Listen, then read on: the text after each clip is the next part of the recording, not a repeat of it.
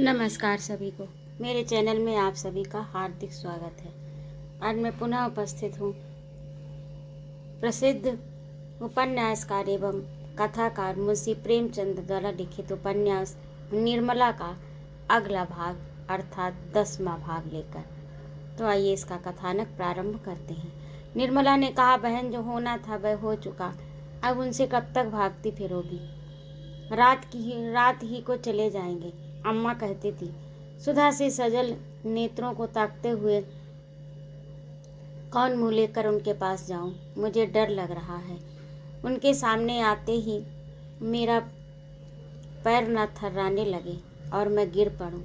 निर्मला, चलो मैं तुम्हारे साथ चलती हूँ, तुम्हें संभाले रहूँगी। सुधा, मुझे छोड़कर भाग तो न जाओगी। निर्मला, नहीं भागूंगी नहीं। सुधा, मेरा कलेजा तो अभी से उमड़ा आता है। मैं इतना घोर वज्रपात होने पर भी बैठी हूँ। मुझे यही आश्चर्य हो रहा है। सोहन को बहुत प्यार करते थे बहन, न जाने उनके चित्त की क्या दशा होगी। मैं उन्हें क्या ढांढस दूंगी। आप ही रोती रहूंगी। क्या रात ही को चले जाएंगे। निर्मला, हाँ, अम्मा जी तो कहती थी छुट्टी नहीं ली है। दोनों सहेलियां मर्दाने कमरे की ओर चली, लेकिन कमरे के द्वार पर पहुंचकर सुधा ने निर्मला से विदा कर दिया। अकेली कमरे में दाखिल हुई। सुधा ने निर्मला को विदा कर दिया, अकेली कमरे में दाखिल हुई। डॉक्टर साहब घबरा रहे थे कि ना जाने सुधा की क्या दशा हो रही। भांति भांति की शंकाएं मन में आ रही थी। जाने को तैयार बैठे थे, लेकिन जी न चाहता था। जीवन शून्य सा मालूम होता था। मन ही मन कुढ़ रहे थे। अगर ईश्वर को इतनी जल्दी ये पदार्थ देकर छीन लेना था तो दिया ही क्यों था। उन्होंने तो कभी संतान के लिए ईश्वर से प्रार्थना नहीं की।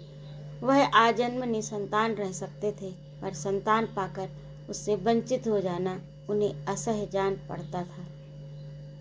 क्या सचमुच मनुष्य ईश्वर का खिलौना है। यही मानव जीवन का महत्व है। ये केवल बालकों का घरौंदा है, जिसके बनने का न कोई हेतु है न बिगड़ने का।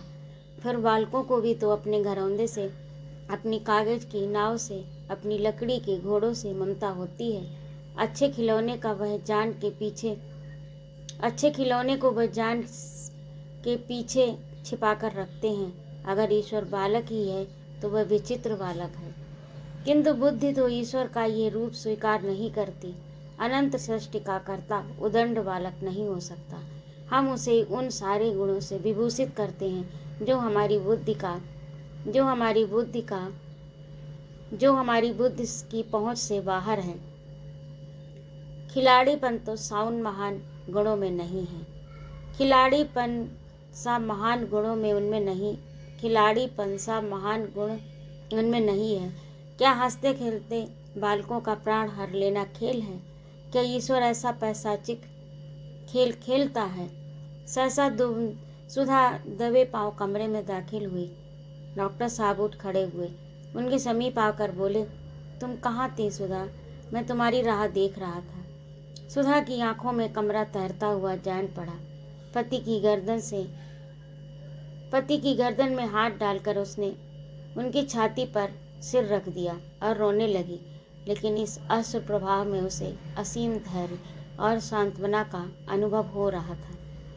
पति के वक्ष स्थल से लिपटी हुई वह अपने हृदय में एक विचित्र स्फूर्ति और बल का संचार होते हुए पाती थी, मानो पवन से थरथराता हुआ दीपक अंचल की आड़ में आ गया हो। डॉक्टर साहब ने रमणी के अश्रु सिंचित कपोलों को दोनों हाथों में लेकर कहा, सुधा, तुम इतना छोटा दिल क्यों करती हो। सोहन अपने जीवन में जो कुछ करने आया था वह कर चुका। वह क्यों बैठा रहता। जैसे कोई वृक्ष जल और प्रकाश से बढ़ता है, लेकिन पवन के प्रबल झोंकों से ही सुदृढ़ होता है, उसी भांति प्रणय भी दुख के आघातों ही से विकास पाता है। खुशी के साथ हंसने वाले बहुतेरे मिल जाते हैं। रंज में जो साथ रोए वह हमारा सच्चा मित्र है। जिन प्रेमियों को साथ रोना नसीब नहीं हुआ वे मोहब्बत के मजे क्या जाने।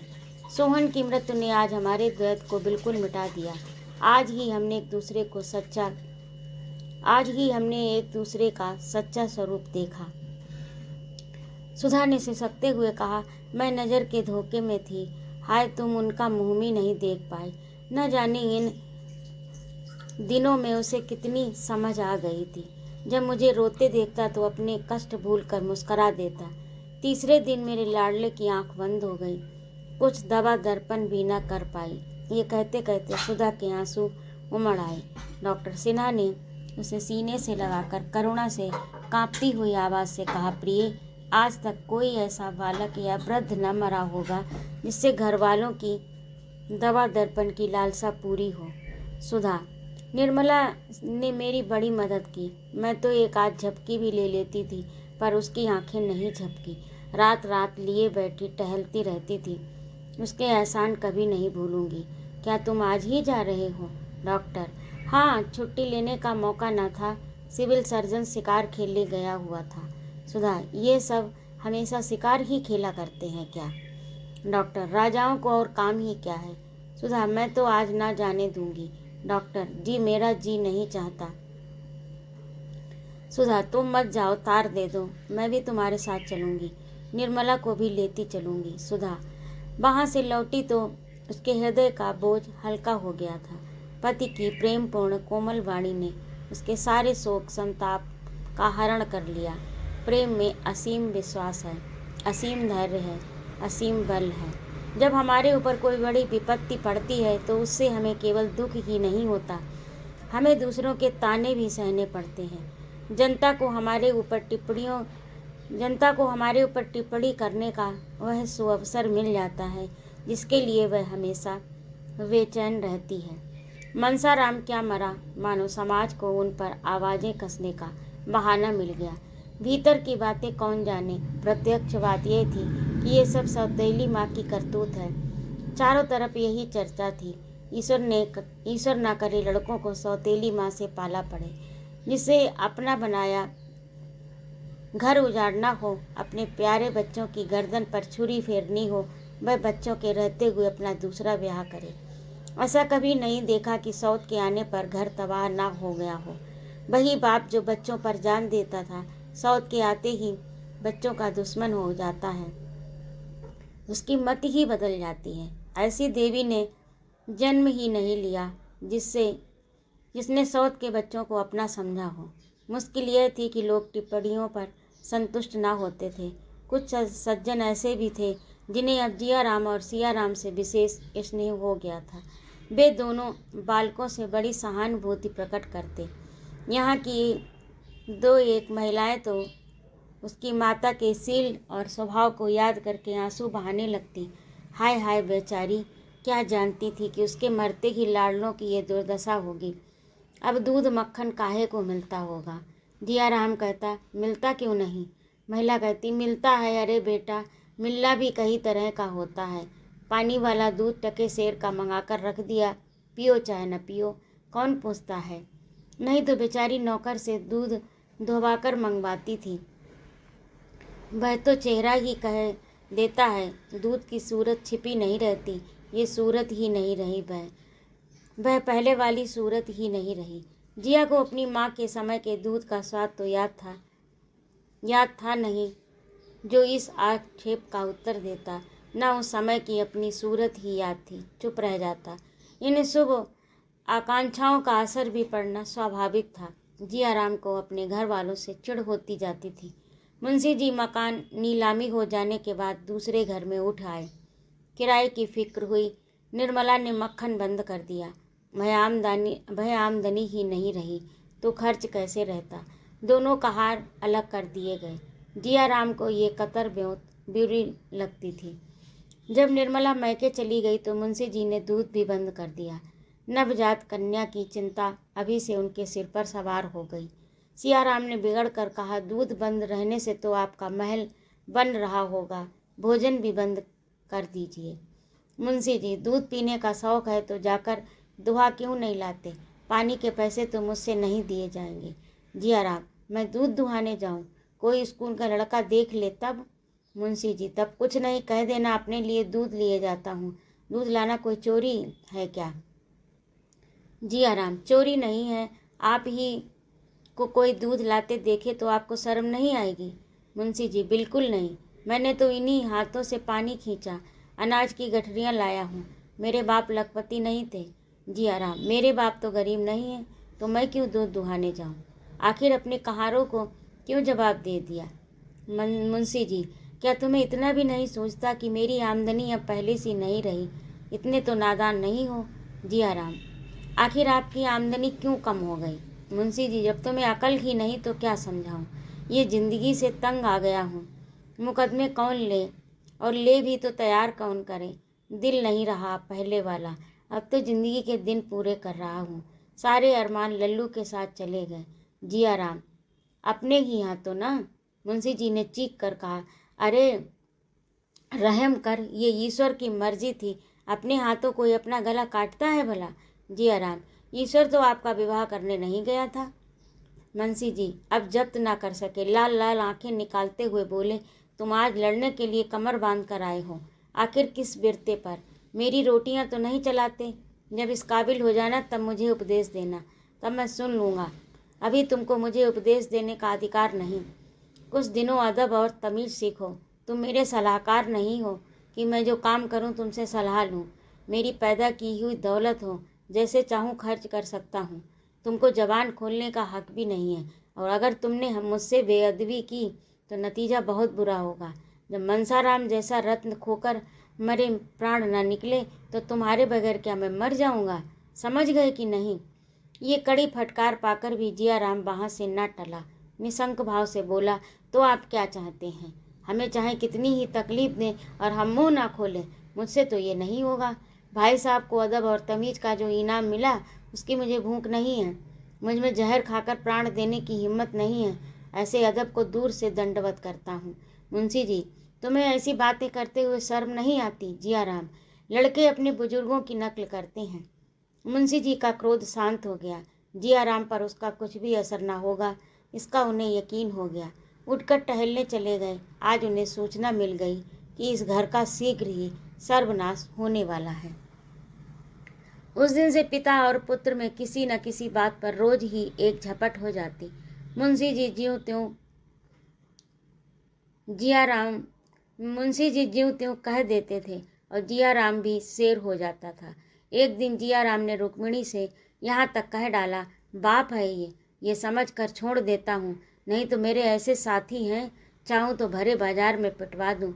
रुक्मिणी ने मुंशी जी से कह दिया। मुंशी जी ने प्रकट रूप से तो बेपरवाही ही दिखाई, पर उनके मन में शंका समा गई। शाम को सैर करना छोड़ ये नई चिंता सवार हो गई। इसी भय से निर्मला को भी न लाते थे कि शैतान उसके साथ भी यही बर्ताव करेगा। जियाराम एक बार दबी जबान में कह भी चुका था, देखूं अब कि कैसे इस घर में आती हैं। मुंशी जी भी खूब समझ गए थे कि मैं इसका कुछ भी नहीं कर सकता। कोई बाहर का आदमी होता तो उसे पुलिस और कानून के सिकंजे में कसते। अपने लड़के को क्या करे? सच कहा है, आदमी हारता है तो अपने लड़कों ही से। एक दिन डॉक्टर सिन्हा ने जियाराम को बुलाकर समझाना शुरू किया। जियाराम उनका अदब करता था, चुपचाप बैठा सुनता रहा। जब डॉक्टर साहब ने अंत में पूछा, आखिर तुम क्या चाहते हो, तो वह बोला, साफ साफ कह दूं, बुरा तो न मानिएगा सिन्हा। नहीं, जो कुछ तुम्हारे दिल में हो सब साफ साफ कह दो। जियाराम, तो सुनिए, जब से भैया मरे हैं मुझे पिताजी की सूरत देखकर क्रोध आता है। मुझे ऐसा मालूम होता कि इन्हीं ने भैया की हत्या की है, और एक दिन मौका पाकर हम दोनों भाइयों की भी ये हत्या करेंगे। अगर उनकी ये इच्छा न होती तो ब्याह ही क्यों करते? डॉक्टर साहब ने बड़ी मुश्किल से हंसी रोक कर कहा, तुम्हारी हत्या करने के लिए उन्हें ब्याह करने की क्या ज़रूरत थी? ये बात मेरी समझ में नहीं आई। बिना विवाह किए भी तो हत्या कर सकते थे। जियाराम, कभी नहीं, उस वक्त तो उनका दिल ही कुछ और था। हम लोगों पर जान देते थे, अब मुंह तक नहीं देखना चाहते। उनकी यही इच्छा है कि दोनों प्राणियों के सिवा घर में कोई न रहे। जब लड़के होंगे तो उनके रास्ते में अब लड़के होंगे तो उनके रास्ते में बाधा आएगी, तो हम लोगों को हटा देना चाहते हैं। यही उन दोनों आदमियों की दिली मंशा है। हमें तरह तरह की तकलीफ़ें देकर भगा देना चाहते हैं। इसीलिए आज मुकदमे नहीं लेते। हम दोनों भाई आज मर जाएं तो फिर देखिए कैसी बहार होती है। डॉक्टर, अगर तुम्हें भागना ही होता तो कोई इल्ज़ाम लगाकर घर से नहीं निकाल देते। जी आराम, इसके लिए पहले से ही तैयार बैठा हूँ। डॉक्टर, सुनूं क्या तैयारी कर रखी है? जी आराम, जब मौका आए तब देख लीजिएगा।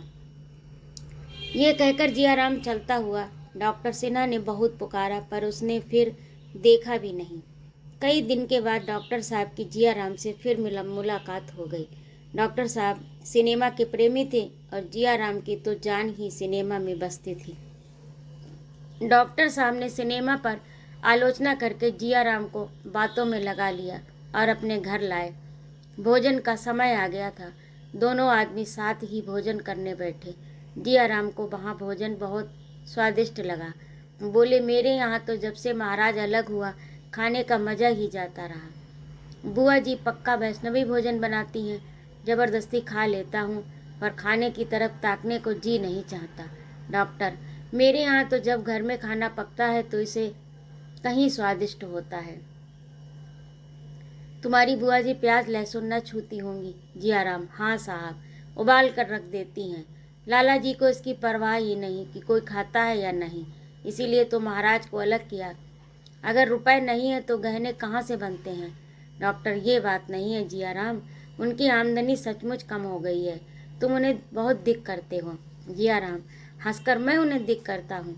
मुझसे कसम ले लीजिए, जो कभी मैं उनसे बोलता भी हूँ, मुझे बदनाम करने का उन्होंने बीड़ा उठा लिया है। बेसबब बेवजह पीछे पड़े रहते हैं। यहाँ तक कि मेरे दोस्तों से भी उन्हें चिढ़ है। आप ही सोचिए, दोस्तों के बगैर कोई जिंदा रह सकता है? मैं कोई लुच्चा नहीं हूँ कि लुच्चों की सोहबत रखूँ, मगर आप दोस्तों के ही पीछे मुझे सताया करते हैं। कल तो मैंने साफ कह दिया, मेरे दोस्त घर आएंगे, किसी को अच्छा लगे या बुरा। जनाब, कोई हो हर वक्त की धौंस ही कैसे सह सकता है? जनाब, कोई भी हो हर वक्त की धौंस कैसे सह सकता है? डॉक्टर, मुझे तो भाई उन पर बड़ी दया आती है। ये जमाना उनके आराम करने का है। एक तो बुढ़ापा, उस पर जवान बेटे का शोक, स्वास्थ्य भी अच्छा नहीं। ऐसा आदमी क्या कर सकता है? भाई जो कुछ थोड़ा बहुत करते हैं वही बहुत है। तुम अभी और कुछ नहीं कर सकते तो कम से कम अपने आचरण से उन्हें प्रसन्न तो रख सकते हो। बुढ़ों को प्रसन्न करना बहुत कठिन काम है। यकीन मानो, तुम्हारा हंसकर बोलना ही उन्हें खुश करने को काफ़ी है। इतना पूछने में तुम्हारा क्या खर्च होता है? बाबूजी, आपकी तबीयत कैसी है? वह तुम्हारी ये उदंडता देखकर मन ही मन कुढ़ते रहते हैं। मैं तुमसे सच कहता हूँ, वे कई बार रो चुके हैं। उन्होंने मान लो शादी करने में गलती की, इसे वह भी स्वीकार करते हैं, लेकिन तुम अपने कर्तव्य से क्यों मुंह मोड़ते हो? वह तुम्हारे पिता हैं, तुम्हें उनकी सेवा करनी चाहिए। एक बात भी ऐसी मुँह से नहीं निकालनी चाहिए जिससे उनका दिल दुखे। उन्हें ये ख्याल करने का मौका ही क्यों दें कि सब मेरी कमाई खाने वाले हैं, बात पूछने वाला कोई नहीं। मेरी उम्र तुमसे कहीं ज़्यादा है जियाराम, पर आज तक मैंने अपने पिताजी की किसी बात का जवाब नहीं दिया। मैं आज भी मुझे डांटते हैं, सिर झुकाकर सुन लेता हूँ। जानता हूँ वह जो कुछ भी कहते हैं मेरे भले को कहते हैं। माता पिता से बढ़कर हमारा हितैषी और कोई नहीं हो सकता। उसके ऋण से कौन मुक्त हो सकता है? जियाराम बैठा रोता रहा। अभी उसके सद्भाव का संपूर्णता लोप न हुआ था। अपनी दुर्जनता उसे साफ नजर आ रही थी। इतनी ग्लानि उसे बहुत दिनों से नहीं आई थी। रोकर डॉक्टर साहब ने कहा, मैं बहुत लज्जित हूँ, दूसरों के बहकावने में आ गया। अब आप मेरी जरा भी शिकायत नहीं सुनेंगे। आप पिताजी से मेरे अपराध क्षमा करवा दीजिए। मैं सचमुच बड़ा भागा हूँ। मैंने उन्हें बहुत सताया। उनसे कहिए मेरे अपराध क्षमा कर दे, नहीं मैं मुंह में कालिक लगाकर कहीं निकल जाऊंगा, डूब मरूंगा। डॉक्टर साहब अपनी उपदेश कुशलता पर फूले न समाये।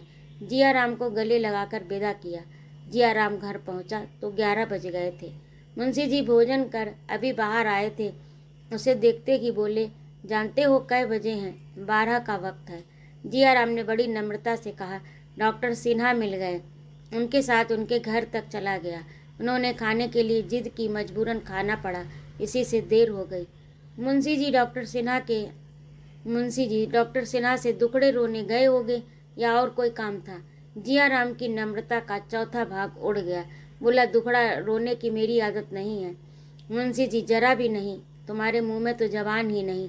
मुझसे जो लोग तुम्हारी बातें करते हैं वे गढ़ा करते होंगे। जी आराम, और दिनों की मैं नहीं कहता, लेकिन आज डॉक्टर सिन्हा के यहाँ मैंने कोई बात ऐसी नहीं की जो इस वक्त आपके सामने ना कर सकूं। मुंशी जी, बड़ी खुशी की बात है, बड़ी खुशी की बात है, बेहद खुशी हुई। आज से गुरु दीक्षा ले ली है क्या? जी आराम की नम्रता का एक चतुर्थांश और गायब हो गया। सिर उठाकर बोला, आदमी बिना गुरु दीक्षा लिए हुए भी अपनी बुराइयों पर लज्जित हो सकता है। अपना सुधार करने के लिए गुरु मंत्र कोई जरूरी चीज नहीं है। मुंशी जी, अब तो लुच्चे न जमा होंगे। जी आराम, आप किसी को लुच्चा क्यों कहते हैं जब तक ऐसा कहने के लिए आपके पास कोई प्रमाण नहीं। मुंशी जी, तुम्हारे दोस्त लुच्चे लफंगे हैं, एक भी भला आदमी नहीं है। मैं तुमसे कई बार कह चुका हूँ कि उन्हें यहाँ मत जमा किया करो, पर तुम सुनते नहीं। आज मैं आखिर बार कह देता हूँ, अगर तुमने उन सौदों को जमा किया तो मुझे पुलिस की सहायता लेनी पड़ेगी। जियाराम की नम्रता का एक चतुर्थांश और गायब हो गया। मुंह फड़काकर बोला, अच्छी बात है, पुलिस की सहायता लीजिए, देखें क्या करती है। मेरे दोस्तों में आधे से ज़्यादा पुलिस के अफसरों के ही बेटे हैं। जब आप ही मेरा सुधार करने पर तुले हैं तो मैं व्यर्थ क्यों कष्ट उठाऊं। ये कहता हुआ जियाराम अपने कमरे में चला गया और एक क्षण के बाद हारमोनियम के मीठे स्वरों की आवाज़ बाहर आने लगी। अब की सुधा के साथ निर्मला को भी आना पड़ा। वह तो मैके में कुछ दिन और रहना चाहती थी, लेकिन शोकातुर सुधा अकेले कैसे रहे, उसको आखिर आना ही पड़ा। रुक्मिणी ने भूंगी से कहा, देखती है बहू मैके से कैसा निखर कर आई है। भूंगी ने कहा, दीदी, माँ के हाथ की रोटियां लड़कियों को बहुत अच्छी लगती हैं। रुक्मिणी, ठीक कहती है, भूंगी खिलाना तो बस माँ ही जानती है। निर्मला को ऐसा मालूम हुआ कि घर का कोई आदमी उसके आने से खुश नहीं। मुंशी जी ने खुशी तो बहुत दिखाई, पर हृदयगत चिंता को न छिपा सके। बच्ची का नाम सुधा ने आशा रख दिया। वह आशा की मूर्ति सी थी भी, देखकर सारी चिंता भाग जाती। मुंशी जी ने उसे गोद में लेना चाहा तो रोने लगी, दौड़कर माँ से लिपट गई, मानो पिता को पहचानती नहीं। मुंशी जी ने मिठाइयों में से उसे देना चाहा, घर में कोई नौकर तो था नहीं। जाकर सियाराम से 2 आने की मिठाई लाने को कहा। जियाराम भी बैठा हुआ बोल उठा, हम लोगों के लिए तो कभी मिठाइयाँ नहीं आती। मुंशी जी ने झुंझलाकर कहा, तुम लोग बच्चे नहीं हो। जियाराम, और क्या बूढ़े हैं? मिठाइयाँ मंगवा कर रख दीजिए तो मालूम हो बच्चे हैं या बूढ़े। निकालिए 4 आना, और आशा के बदौलत हमारे नसीब भी जागे। मुंशी जी, मेरे पास इस वक्त पैसे नहीं हैं। जाओ सियाराम, जल्दी आना। जियाराम, सिया नहीं जाएगा, किसी का गुलाम नहीं है। आशा अपने बाप की बेटी है तो वह भी अपने बाप का बेटा है। मुंशी जी, क्या फिजूल की बातें करते हो? नन्ही सी बच्ची की बराबरी तुम्हें शर्म नहीं आती? जाओ सियाराम, ये पैसे ले लो। जियाराम, मत लाना सिया, तुम किसी के नौकर नहीं हो। सिया बड़ी दुविधा में पड़ गया, किसका कहना माने। अंत में उसने जियाराम का कहना मानने का निश्चय किया। बाप ज़्यादा से ज़्यादा घुड़क देंगे, जिया तो मारेगा, फिर वह किससे फरियाद लेकर किसके पास जाएगा। बोला, मैं न जाऊंगा। मुंशी जी ने धमकाकर कहा, अच्छा तो मेरे पास फिर कोई चीज़ मांगने मत आना। मुंशी जी खुद बाजार चले गए और 1 रुपए की मिठाई लेकर लौटे। 2 आने की मिठाई मांगते हुए उन्हें शर्म आई। हलवाई उन्हें पहचानता था, दिल में क्या कहेगा। मिठाई लिए मुंशी जी अंदर चले गए। सियाराम ने मिठाई का बड़ा सा दोना देखा तो बाप का कहना न मानने का दुख हुआ। अब वह किस मुँह से मिठाई लेने अंदर जाएगा। बड़ी भूल हुई। मन ही मन जियाराम को चोट और मिठाई की मिठास में तुलना करने लगा। सहसा भूंगी ने 2 तस्तरियाँ दोनों के सामने लाकर रख दी। जियाराम ने बिगड़ कर कहा, इसे उठा ले जा। भूंगी, काहे को बिगड़ता हो बाबू, क्या मिठाई अच्छी नहीं लगती? जियाराम, मिठाई आशा के लिए आई है, हमारे लिए नहीं। ले जा, नहीं तो सड़क पर फेंक दूंगा। हम तो पैसे पैसे के लिए रटते रहते हैं और यहाँ रुपयों की मिठाई आती है। भूंगी, तुम ले लो, सिया बाबू यह न लेंगे। ना सही। सियाराम ने डरते डरते हाथ बढ़ाया। जियाराम ने डांट कर कहा, मत छूना मिठाई, नहीं तो हाथ तोड़ कर रख दूंगा, लालची कहीं का। सियाराम ये घुड़की सुनकर सहम उठा। मिठाई खाने की हिम्मत न पड़ी। निर्मला ने ये कथा सुनी तो दोनों लड़कों को मनाने चली। मुंशी जी ने कड़ी कसम रख दी। निर्मला, आप समझते नहीं, ये सारा गुस्सा मुझ पर है। मुंशी जी, गुस्ताख हो गया इस ख्याल से कोई सख्ती नहीं करता कि लोग कहेंगे बिना माँ के बच्चों को सताते हैं, नहीं तो सारी शरारत घड़ी भर में निकाल दूँ। निर्मला, इसी बदनामी का तो मुझे डर है। मुंशी जी, अब न डरूंगा, इसके जी में जो आए कहे। निर्मला, पहले तो ये ऐसे नहीं थे। मुंशी जी, अजी कहता है कि आपके लड़के मौजूद थे, आपने शादी क्यों की? ये कहते इसे संकोच नहीं आता। हम लोगों ने सिया मनसाराम को विष दे दिया। लड़का नहीं, शत्रु है। जिया राम द्वार पर छिपकर खड़ा था। स्त्री पुरुष में मिठाई के विषय में क्या बातें होती हैं, यही सुनने में आया था। मुंशी जी का अंतिम वाक्य सुनकर उससे ना रह गया। बोल उठा, शत्रु ना होता तो आप उसके पीछे क्यों पड़ते? आप जो इस वक्त कर रहे हैं वह मैं बहुत पहले समझ बैठा हूँ। भैया न समझे थे, धोखा खा गए। हमारे साथ आपकी दाल नहीं गलेगी। सारा जमाना कह रहा है कि भाई साहब को जहर दिया गया। मैं कहता हूँ तो आपको गुस्सा क्यों आता है? निर्मला तो सन्नाटे में आ गई। मालूम हुआ किसी ने उसके देह पर अंगारे डाल दिए। मुंशी जी ने डांट कर जिया राम को चुप कराना चाहा। जिया राम निशंक खड़ा ईंट का जवाब पत्थर से देता रहा, यहाँ तक कि निर्मला को भी उस पर क्रोध आ गया। वह कल का छोकरा किसी काम का ना काज का, यूं खड़ा टर्रा जैसे घर भर का पालन पोषण वही करता हो। त्योरियां चढ़ाकर बोली, बस अब बहुत हुआ जिया राम, मालूम हो गया तुम बड़े लायक हो, तुम बाहर जाकर बैठो। मुंशी जी अब तक तो कुछ दब दब कर बोलते रहे। निर्मला की सह पाई तो दिल बढ़ गया। दांत पीस कर लपके, इससे पहले कि निर्मला उनके हाथ पकड़ सके, एक थप्पड़ चला दिया। थप्पड़ निर्मला के मुंह पर पड़ा, वही सामने पड़ी। माथा चकरा गया। मुंशी जी के सूखे हाथों में इतनी शक्ति है, इसका वह अनुमान न कर सकती थी। सिर पकड़ कर बैठ गई। मुंशी जी का क्रोध और भी भड़क उठा। फिर घूंसा चलाया। अब की जिया राम ने उसका हाथ पकड़ लिया और पीछे ढकेल कर बोला, दूर से बात कीजिए, क्यों नाहक अपनी बेइज्जती करवाते हैं? अम्मा जी का लिहाज कर रहा हूँ, नहीं तो दिखा देता। ये कहता हुआ मैं बाहर चला गया। मुंशी जी संज्ञा शून्य से खड़े रहे। इस वक्त अगर जिया राम पर देवी वज्र गिर पड़ता तो शायद उन्हें हार्दिक धन्यवाद होता। जिस पुत्र का कभी गोद में लेकर निहाल हो जाते थे, उसी के प्रति आज भांति भांति की दुष्कल्पनाएं मन में आ रही थी। रुक्मिणी अब तक तो अपनी कोठरी में थी, अब आकर बोली, बेटा आपने रुक्मिणी अब तक तो अपनी कोठरी में थी, अब आकर बोली, बेटा अपने बराबर का हो जाए तो उस पर हाथ नहीं छोड़ना चाहिए। मुंशी जी ने ओंठ चबाकर कहा, मैं इसे घर से निकाल कर छोड़ूंगा। भीख मांगे चोरी करे, मुझसे कोई मतलब नहीं। रुक्मिणी, नाक किसकी कटेगी? मुंशी जी, इसकी मुझे चिंता नहीं। निर्मला, मैं जानती कि मेरे आने से ये तूफान खड़ा हो जाएगा तो भूल कर भी ना आती। अब भी भला है, मुझे भेज दीजिए, इस घर में मुझसे नहीं रहा जाएगा। रुक्मिणी, तुम्हारा बहुत लिहाज करता है बहू, नहीं तो आज अनर्थ हो ही जाता। निर्मला, अब और क्या अनर्थ होगा दीदी, मैं तो फूंक फूंक कर पाँव रखती हूँ, फिर भी अपयस लग ही जाता है। अभी घर में पाँव रखते देर नहीं हुई और ये हाल हो गया। ईश्वर ही कुशल करे। रात को भोजन करने कोई न उठा, अकेले मुंशी जी ने खाया। निर्मला को आज नई चिंता हो गई, जीवन कैसे पार लगेगा। अपना पेट होता तो विशेष चिंता न थी, अब तो एक नई विपत्ति गले पड़ गई। वह सोच रही थी, मेरी बच्ची के भाग्य में क्या लिखा है राम, चिंता में नींद कब आती है। निर्मला चारपाई पर करवटें बदल रही थी। कितना चाहती थी कि नींद आ जाए, पर नींद ने न जा आने की कसम खा ली थी। चिराग बुझा दिया, खिड़की के दरवाजे खोल दिए। टिक टिक करने वाली घड़ी भी दूसरे कमरे में रख आई, पर नींद का नाम न था। जितनी बातें सोचनी थी सब सोच चुकी। चिंताओं का भी अंत हो गया, पर पलकें न झपकी। तब उसने फिर लैंप जलाया, पुस्तक पढ़ने लगी। 2-4 ही पृष्ठ पढ़े होंगे कि झपकी आ गई, किताब खुली रह गई। सहसा जिया राम ने कमरे में कदम रखा। उसके पांव थर थर कांप रहे थे। उसने कमरे में ऊपर नीचे देखा, निर्मला सोई हुई थी।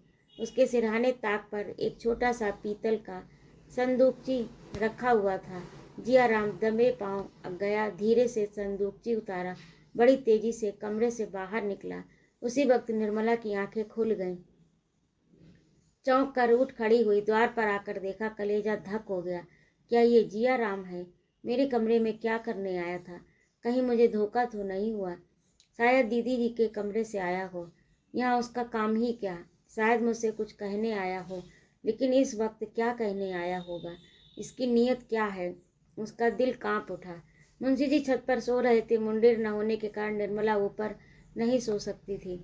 उसने सोचा चलकर उन्हें जगहों पर जाने की हिम्मत न पड़े। शक्की आदमी है, न जाने क्या समझ बैठे, क्या करने को तैयार हो जाए। आखिर फिर पुस्तक पढ़ने लगी। सवेरे पूछने पर आप ही मालूम हो जाएगा। कौन जाने मुझे ही धोखा हुआ हो। नींद में कभी कभी धोखा हो जाता है, लेकिन सवेरे पूछने का निश्चय कर फिर उसे नींद नहीं आई। सवेरे वह जलपान लेकर स्वयं जियाराम के पास गई तो वह उसे देखकर चौंक उठा। रोज तो भूंगी आती थी, आज ये क्यों आ रही है। निर्मला की ओर ताकने की उसकी हिम्मत न पड़ी। निर्मला ने उसकी ओर विश्वासपूर्ण नेत्रों से देखकर कहा, रात को तुम मेरे कमरे में गए थे। जियाराम ने विस्मय दिखाकर कहा, मैं रात को क्या करने जाता, क्या कोई गया था। निर्मला ने इस भाव से कहा मानो उसे इसकी बात का पूरा विश्वास हो गया। हाँ, मुझे ऐसा मालूम हुआ कि मेरे कमरे से कोई निकला। मैंने उसका मुंह तो न देखा, पर उसकी पीठ देखकर अनुमान किया कि शायद तुम किसी काम से आए हो। इसका पता कैसे चले कि कौन था, कोई था जरूर, इसमें कोई संदेह नहीं। तो ये था आज का भाग। आपको कैसा लगा कमेंट करके अवश्य बताइएगा। और यदि आपको मेरा कहानी सुनाना अच्छा लगता हो, चैनल को सब्सक्राइब करें, लाइक और कमेंट करें तथा अपने दोस्तों में शेयर भी करें। सुनने के लिए बहुत बहुत धन्यवाद। जय माँ भारत।